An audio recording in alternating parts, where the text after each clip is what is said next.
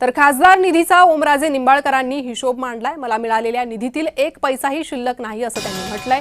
खासदार निधीच्या बाबतीत संभ्रम पसरवण्याचा प्रयत्न होतोय। निधीची मुदत 5 वर्षांची असते असं ओमराजे निंबाळकरांनी म्हटलंय। मार्च 2029 नंतर निधी शिल्लक राहिला तर बोला असं त्यांनी म्हटलं।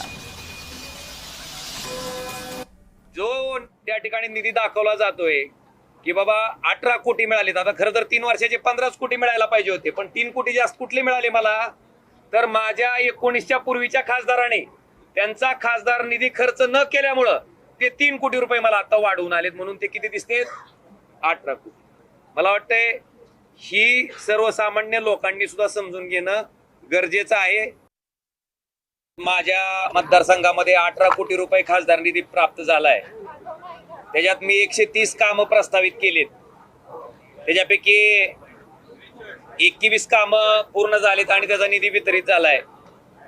बाकीची कामं प्रगतीपथावर आहेत। 5 वर्षात ओमराजेला 19 ते 24 जो खासदार निधी मिळाला त्या खासदार निधी मधला एक पैसाही माझा अखर्चित राहिलेला नाही।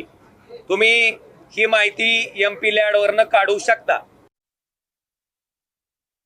मला हार्डली फार पाठपुरावा करून मला 2-1 कोटी रुपयाचा DPTCचा फंड मिळाला, इकडून तिकडून दोन्ही जिल्ह्यामध्ये मिळून।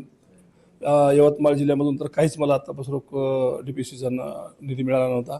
आत्ता ही जी निधी आत्ता 5 कोटीची ती आत्ता आलेली आहे, एवढ्यामध्येच आलेली आहे, एका 15-20 दिवसाखाली, 1 महिन्याखाली।